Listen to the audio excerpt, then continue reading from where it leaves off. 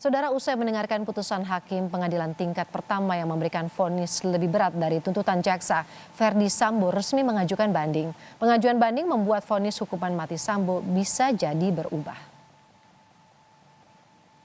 Terdakwa tersebut oleh karena itu dengan pidana mati memerintahkan terdakwa Ferdi Sambo resmi mengajukan banding.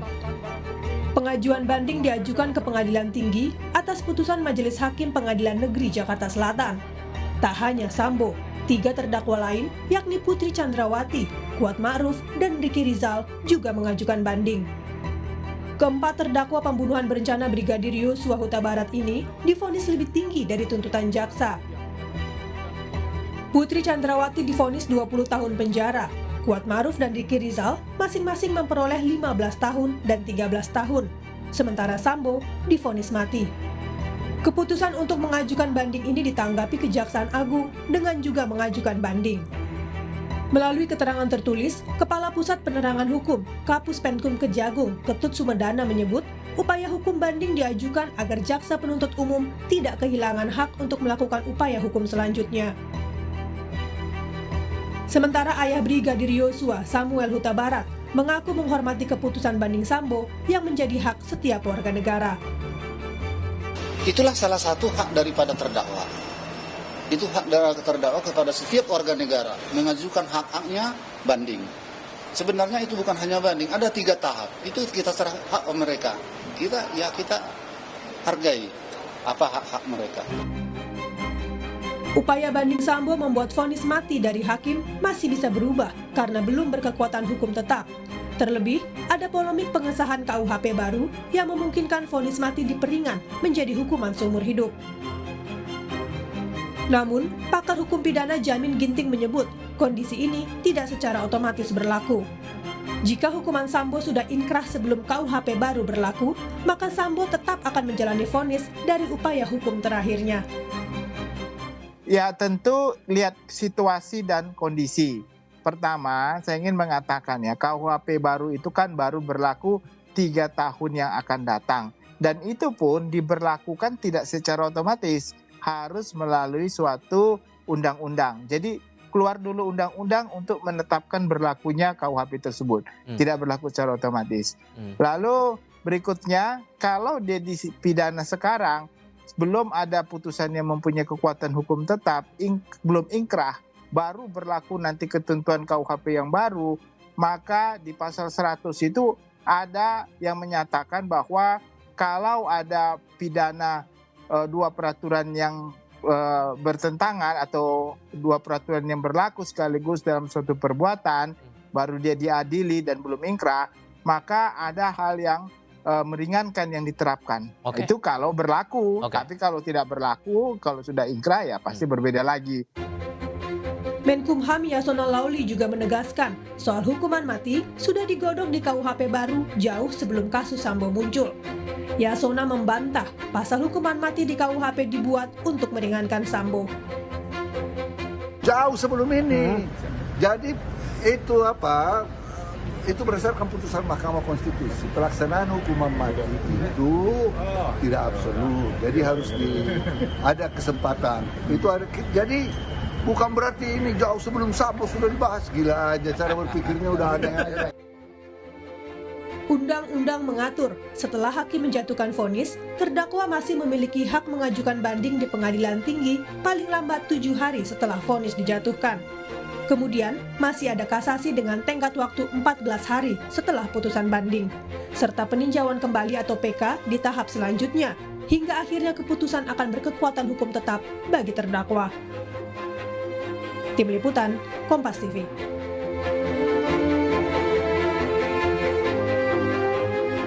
Lebih lengkap tentang upaya hukum yang dilakukan Ferdi Sambo, Putri Chandrawati, Kuat Ma'ruf, dan Ricky Rizal, kita tanyakan pada jurnalis Kompas TV, ada Putu Trisnanda di Barreskrim Mabes Polri Jakarta. Putu, Ferdi Sambo sudah mengajukan banding, apa poin-poin yang disoroti pihak Sambo dalam upaya bandingnya, dan bagaimana nanti prosesnya? Ya, selamat siang Waro dan juga saudara. Tentu saja kalau bicara soal banding, nantinya majelis hakim dari pengadilan tinggi ini akan meninjau apakah kemudian peraturan, maksud kami apakah proses dari persidangan ini sudah tepat, kemudian juga apakah hukuman yang dijatuhkan, vonis yang diberikan kepada Ferdy Sambo ini tepat atau tidak, kemudian juga bagaimana pembuktian-pembuktian yang terjadi di persidangan ini tepat atau tidak.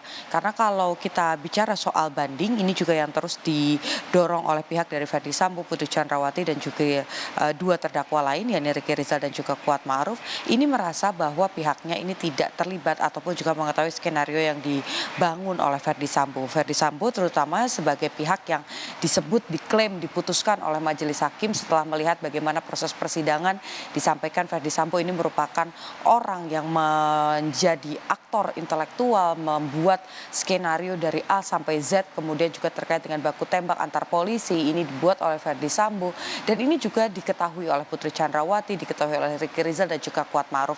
Oleh karena itu kemarin Ferdy Sambo divonis dengan vonis mati, kemudian Putri Chandrawati ini divonis dengan pidana penjara selama 20 tahun, lebih berat daripada tuntutan jaksa penuntut umum. Ricky Rizal dan juga Kuat Ma'ruf ini juga divonis dengan pilihan dari majelis hakim yang lebih berat daripada jaksa penuntut umum. Kuat Ma'ruf 15 tahun, sementara Ricky Rizal ini dituntut dengan pidana penjara selama 13 tahun. Karena kalau kita lihat juga, Woro dan juga saudara, yang disampaikan baik itu oleh Ferdy Sambo dan juga Putri Chandrawati, yang pertama adalah peristiwa pelecehan seksual ini betul terjadi.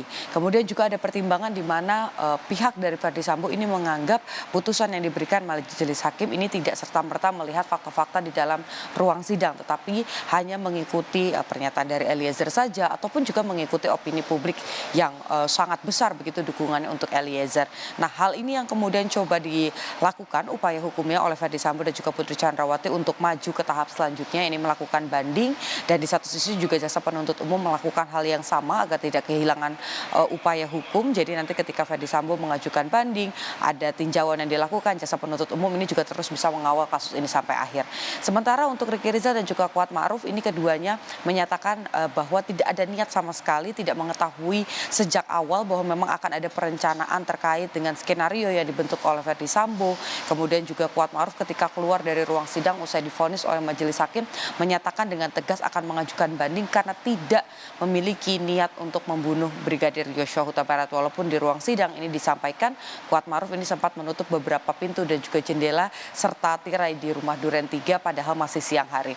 Ricky Rizal ini juga menyebut tidak pernah berniat untuk menghabisi nyawa Yosua Huta Barat. Bahkan Ricky Rizal mengaku menolak perintah dari Ferdy Sambo. Nah, hal-hal ini tentu saja yang nantinya akan jadi pertimbangan-pertimbangan dan juga yang akan menjadi poin-poin yang akan diajukan dalam proses banding pada nantinya, karena sampai dengan saat ini juga belum diketahui secara pasti meskipun sudah diterima oleh pengadilan tinggi, tetapi apakah ini diterima atau tidak, kapan majelis akan meninjau banding, upaya banding yang dilakukan, ini masih dalam proses.